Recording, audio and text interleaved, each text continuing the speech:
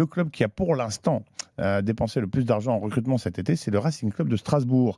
La dernière arrivée en date n'a pas fait gonfler le total, puisqu'il s'agit de Mike Penders, gardien de but belge de 20 ans, prêté par Chelsea, le club ami, frère de Strasbourg, propriété du consortium Bluco, qui détient, rappelons-le, les deux clubs. Penders, c'est la 9e recrue estivale du Racing, qui a déjà dépensé plus de 80 millions d'euros depuis le début du mercato.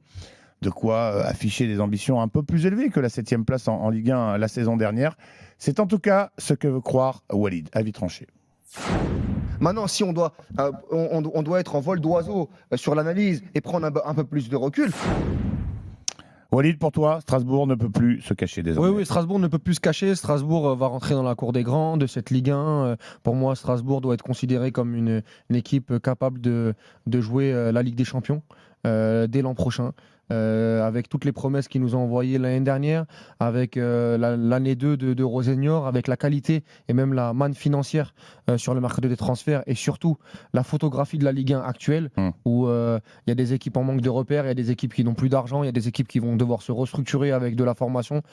Strasbourg peut tirer cette épingle du jeu pour avoir des vraies ambitions. Strasbourg a fait quelque chose d'extraordinaire l'année dernière, parce qu'ils ont réussi à se reconnecter avec une vraie équipe de football, avec un jeu déployé magnifique, avec une frustration au final, avec ces 2 derniers matchs contre Angers et contre Le Havre, en ne réussissant pas à aller chercher cette Ligue des Champions. Oui, le grand perdant de la dernière journée quand même. Exactement, mais on l'a un peu oublié parce que Strasbourg n'était pas prévu à ces étages-là en début de saison, mais maintenant on est au courant, et surtout avec le mercato qui est en train de se faire, le retour d'un Mamadou Sarr, tu l'as dit, l'arrivée d'un nouveau gardien, mais pour l'instant tu as gardé quand même un socle, même si tu as perdu André Santos et Habib Diarra qui sont des joueurs importants, mais tu as encore Emega, tu as encore Bakwa, tu vas avoir le retour de Mwanga de près du Havre, tu as l'arrivée d'Amougou qui avait une grosse cote avant son départ, après son départ de Saint-Etienne à Chelsea. Tu vas sûrement avoir des joueurs de Chelsea qui vont arriver jusqu'à la fin du mois d'août, les Kendry Paez, des cracks, premier chapeau mineur. Là, tu fais rêver les supporters Strasbourg. En tout cas, c'est les infos qui c'est la grosse rumeur en date, qui circulent.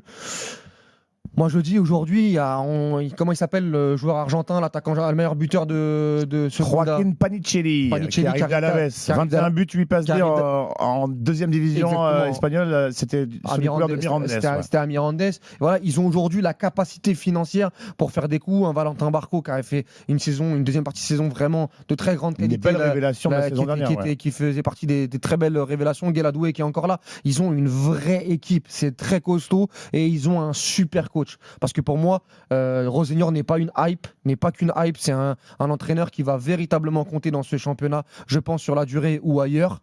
Et donc, voilà, moi j'ai entendu David Glusman qui en a parlé cette semaine en disant attention, les salaires à Strasbourg, c'est des gros salaires à l'échelle de la Ligue 1. Ils ont une vraie force de frappe.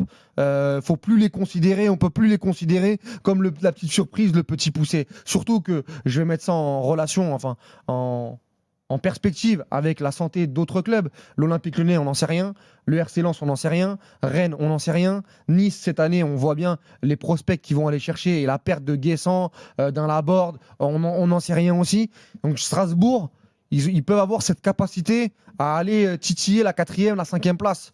Et voilà, moi je voulais envoyer un peu ce signal parce que j'ai adoré la saison de Strasbourg l'année dernière. J'en ai beaucoup parlé dans Génération After, mais c'est fini. Strasbourg, pour moi, est passé de l'autre côté. Ou en tout cas doit passer de l'autre côté. Supporters strasbourgeois, venez au 32-16 nous dire si vous partagez. A priori, on le présume. Demain, si je dois faire un top 4 là rapido. Tu nous l'as dit. Mais non, mais là, pour l'an prochain, Strasbourg arrive rapidement. Je dis pas que je les mets top 4, mais arrive rapidement dans mon imaginaire pour l'an prochain.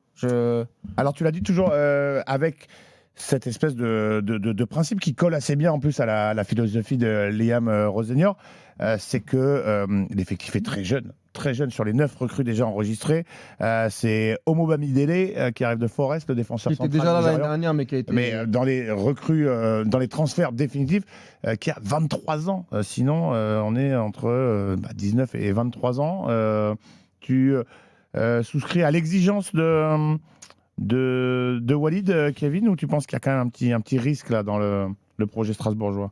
Alors déjà, Walid aime beaucoup être exigeant ou être Il- attentif il a raison. avec certains clubs ou avec certains entraîneurs. Moi, c'est pas mon cas en tout cas. Moi, je suis là pour commenter, je suis là pour analyser, je suis pas là pour être exigeant. Mais en tout cas, ce qui se passe à Strasbourg, c'est très bien. La première année de Rosseignor, elle est exceptionnelle, ça c'est sûr.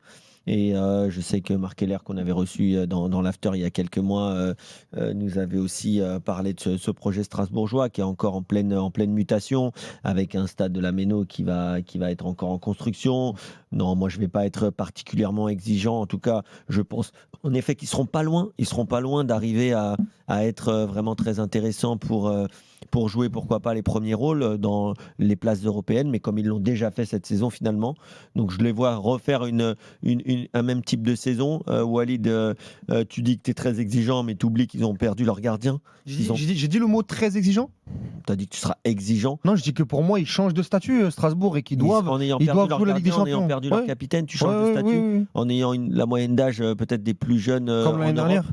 Ouais, mais quand même. Mais en fait, par rapport à Chaque année, par tu vas rapport devoir- aux concurrents, quand tu vois Nice qui va chercher le 11e, le défenseur central du 11e du championnat suédois, hein, avec un salaire et avec un prix. Mais quand même. Je dis que Strasbourg aujourd'hui a la capacité d'avoir des joueurs Certains. et véritablement de très haut niveau pour leur âge et qui sont déjà très très prêts. Oui, Et non, mais par pas de rapport à problème. d'autres, et par rapport à Lens, par rapport à même à une équipe comme Lille qui va commencer à reculer parce que Lille, ils ont perdu Chevalier, ils vont perdre Chevalier, ils vont peut-être perdre Diakité, ils ont perdu Jonathan David, Angel Gomez, bon, ils ont gardé Benjamin André, mais tu sais, ça aussi, ça va être une restructuration de leur part. Je ne dis pas que Lille sera pas dans le top 4, hein, mais je dis juste que Strasbourg doit profiter de cette instabilité, de cette économie qui est compliquée pour certains clubs de Ligue 1.